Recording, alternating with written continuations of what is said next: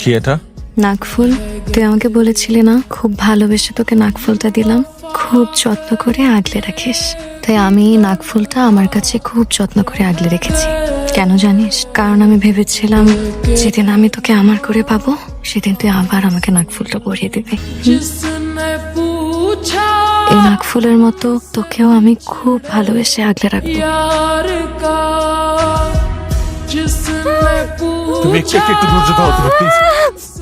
উঠে বসো তাহলে, উঠে বসো। 2 মিনিট লাগবে, অ্যাম্বুলেন্স চলে আসবে। উঠে বসো, উঠে বসো। প্লিজ প্লিজ তুমি যেও না, আমার কাছে থাকো প্লিজ। আমি আছি তো, আমি আছি তোমার সাথে। বেশি খারাপ লাগছে? বেশি খারাপ লাগছে?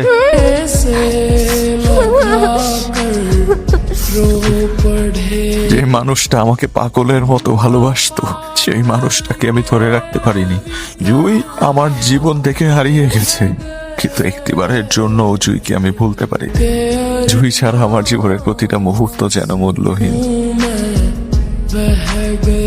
আমি তোকে অনেক অনেক অনেক অনেক ভালোবাসি। গত 15টা বছর ধরে তুই আমাকে সহ্য করে আসছিস, এখন তো তোকে আর কেউ জ্বালাবো না। কয়দিন পর তো আমি এমনিতেই হারিয়ে যাবো, তারপর তো চাইলেও আমাকে তোর কাছে রাখতে পারবি না।